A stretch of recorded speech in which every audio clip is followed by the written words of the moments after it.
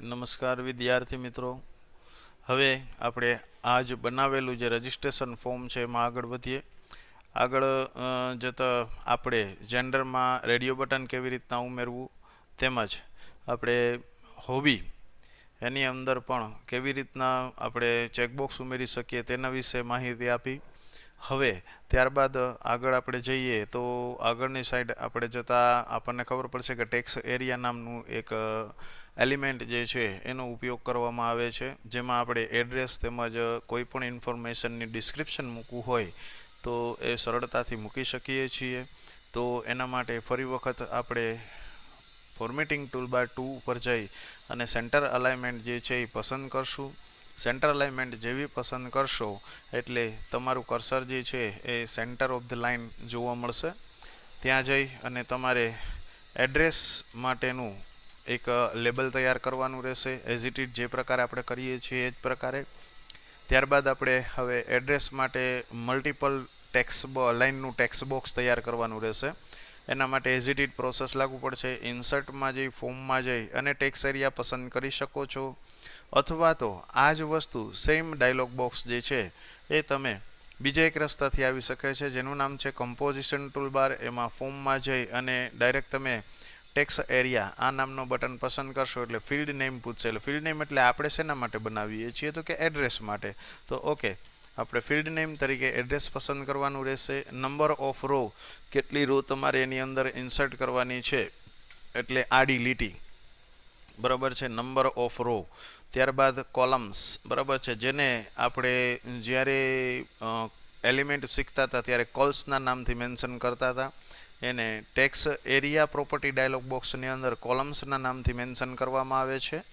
જેમાં તમે 50 કોલમ મૂકી દો એટલે એ આખું તૈયાર થઈ જશે. કદાચ એમ થાય કે આપણે આની અંદર કોઈ ટેક્સ ઇનિશિયલ ટેક્સ ઉમેરવી છે તો ઇનિશિયલ ટેક્સ માટે મોર પ્રોપર્ટી નામના ઓપ્શનનો ઉપયોગ કરી અને તમે ક્લિક કરશો એટલે ઇનિશિયલ ટેક્સ ઉમેરવા દેશે. ત્યાં તમે કોઈ પણ મેસેજ લખી શકો છો, પ્લીઝ એન્ટર યોર એડ્રેસ. આ પ્રકારે મેસેજ લખી શકો છો અને ઓકે આપશો એટલે તમને જોઈ શકો છો આ ઇનિશિયલ ટેક્સ પણ તમને જોવા મળે છે. તો આ પ્રકારે તમે ટેક્સ એરિયાનો ઉપયોગ કરી અને એક ટેક્સ બોક્સ તૈયાર કરી શકો છો. મલ્ટિપલ લાઇનનું ટેક્સ બોક્સ તૈયાર કરવામાં આવે છે અને એની ઉપર તમે કાર્ય કરી શકો છો. એના માટે ખાસ કરી અને આ ટેક્સ એરિયાનું જે છે એડ્રેસનું આપણે બનાવી શકીએ છીએ, જેમાં મલ્ટિપલ ટેક્સ બોક્સ આવું ઉમેરી શકીએ છીએ. હવે આપણે સિટીના નામ સિલેક્ટ કરવા છે, એના માટે સિલેક્શન લિસ્ટનો ઉપયોગ થશે. પાછો આપણે સેન્ટર અલાઇનમેન્ટમાં જઈએ અને ત્યાં એક લેબલ આપી દઈએ સિટી નામનું, બરાબર. સિટી નામના લેબલ આપ્યા પછી તમારે શું કરવાનું રહેશે, એની અંદર તમારે સિલેક્શન બોક્સ બનાવવાનું છે. તો અગેઇન આપણે ફોર્મની અંદર જશું ને ત્યાં સિલેક્શન લિસ્ટ આપેલું છે, આ વિકલ્પમાં જશું. અહીંયા મિત્રો ખાસ ધ્યાન રાખવાનું છે, સૌ પ્રથમ તમારે લિસ્ટનું નામ જ આપવાનું છે. લિસ્ટનું નામ આપણે જે સિટીની જરૂરિયાત છે તો લિસ્ટનું નામ ઓલવેઝ સિટી જ હોવું જોઈએ, આ વધારે સરળતા રહેશે. ત્યારબાદ મલ્ટિપલ સિલેક્શન જેવી વસ્તુઓ અત્યારે કોઈ જરૂરિયાત નથી, જરૂરિયાત હશે ત્યારે તમને વિડીયોમાં હું શેર કરી દઈશ. ત્યારબાદ હવે સિટીના નામ આપણે એની અંદર એડ કરવા છે તો એડ ઓપ્શનનો ઉપયોગ કરતા જશું અને સિટીનું નામ જે છે એ મૂકતા જશું. તમે જોશો આમાં 2 વખત આવે છે સિટીનું નામ, એક વેલ્યુમાં આવે છે, એક ટેક્સમાં આવે, ઉપર પણ સેમ આ વસ્તુ જોવા મળે. તો આ પ્રકારે તમે આ લઈ શકો છો. આપણે ચેપ્ટર નંબર 2ની અંદર અહીંયા વેલ્યુનો ઉપયોગ શું થાય છે ને એ તમને ચેપ્ટર નંબર 2ની અંદર શીખવાડશું, બરાબર છે. ત્યાં સુધી આપણે ખાલી આ જ પ્રકારે સિટીના નામના જેટલી જરૂરિયાત છે એટલા કરી અને ઓકે આપી દેશો તો ચાલશે. અથવા ઇનિશિયલ સિલેક્ટેડ નામના ઓપ્શનથી તમે બાય ડિફોલ્ટ સિલેક્શન પણ ઉમેરી શકો છો. ન હોય તો શું સિલેક્શનમાં આવશે પ્રથમ વિકલ્પ, તો એની ચર્ચા આપણે થિયરીમાં કરેલી છે. ઓકે આપશું એટલે તમને અહીંયા એક બોક્સ જોવા મળશે, આ લિસ્ટ બોક્સ તરીકે ઓળખવામાં આવે છે. હવે આપણે આનો છેલ્લો વિકલ્પ ઉપર જઈએ, એ છે સબમિટ બટન. સબમિટ બટન આગળ પણ તમને શીખવાડેલ હતું એ જ પ્રકારે ફોર્મમાં જવાનું રહેશે, ફોર્મ ફિલ્ડમાં જવાનું રહેશે અને એમાંથી સબમિટ બટન પસંદ કરશો અને સબમિટ બટન ઉપર આ પ્રકારે સબમિટ એકવાર અને સબમિટ બીજી વાર, એટલે એનો મતલબ ફિલ્ડ નેમ પણ એ હશે ને ફિલ્ડ વેલ્યુ પણ એ હશે ને ઓકે આપશો એટલે એ સબમિટ બટન તૈયાર થશે.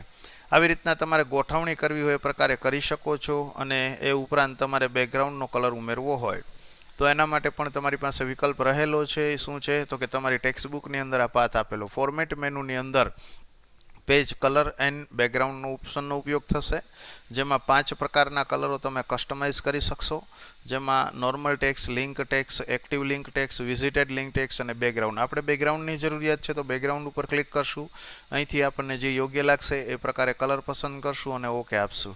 બીજી વાર જ્યારે ઓકે આપશું ત્યારે આપણે કલર જે છે બેકગ્રાઉન્ડનો તૈયાર થઈ ગયો હશે. આ ઉપરાંત તમને એવું થાય કે મારે અહીંથી આ થોડીક જગ્યા છે એની અંદર ફેરફાર કરવો છે તો એ પણ તમે કરી શકો છો. આ પ્રમાણે જગ્યામાં કંઈ ફેરફાર કરવો છે, તમે લેફ્ટ અલાઇનમેન્ટની જગ્યા સેન્ટરની જગ્યાએ લેફ્ટમાં જવું છે અને ટેબ દ્વારા એનું સેટિંગ કરવું છે તો પણ તમે કરી શકશો. આ બધી વસ્તુ જે છે એ વેલિડ ગણવામાં આવે છે. એટલે ટૂંકમાં what you she is what you get. આ પદ્ધતિ જે છે એ પદ્ધતિનો અહીંયા અમલ કરીએ તો આપણને બહુ સરળતા રહેશે અને તમે ફિલ્ડને એક સિક્વન્શિયલ મેન્ટેન કરી શકશો અને તમે એનું ફોર્મેટિંગ પણ બહુ સરસ રીતે તૈયાર કરી શકશો. આવા પ્રકારનું હોય છે.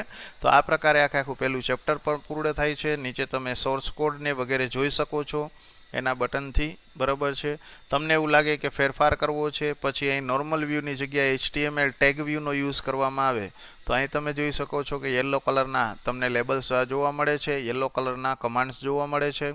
એ કમાન્ડ્સ બહુ મહત્ત્વના હોય છે. આ જ પ્રમાણે તમે પ્રિવ્યૂ મોડનો ઉપયોગ કરશો તો કેવું દેખાશે એ વસ્તુ તમને દર્શાવે છે. પણ અહીંયા એક ખાસ નોંધ કર્યા જેવી છે કે કોઈ પણ પ્રકારની લિંક યા ઇન્ટરેક્ટિવિટી અલાઉ છે નહીં. મીન્સ કે સબમિટ બટન કે કોઈ સિટી કામ કરતું નથી. એના માટે તમારે શું કરવું જોશે તો કે એને સેવ કરવામાં આવશે. સેવ કરશો એટલે ટાઇટલ માગશે. ટાઇટલમાં F2 હું આપી દઉં, ઓકે આપું એટલે એક લોકેશન ઉપર મને સેવ કરશે. એ .html લખેલું હશે એ ફાઇલને સેવ કરવામાં આવશે. સેવ કર્યા બાદ તમે એને બ્રાઉઝરનો ઉપયોગ કરશો તો અહીંયા બ્રાઉઝર આપેલું જ છે કમ્પોઝરમાં, જેનાથી લિંક થઈને ડાયરેક્ટ તમારે બ્રાઉઝર ઓપન થશે એટલે એ ફોર્મ જે છે એ તમે જોઈ શકો છો. અહીંયા બધી ઇન્ટરેક્ટિવિટી જે છે એ પોસિબલ છે. તમારે કંઈ પણ લખવું હોય તો લખી શકો છો, સિલેક્ટ કરવું હોય તો કરી શકો છો અને સબમિટ કરવું હોય તો પણ કરી શકો છો. Okay, thank you very much.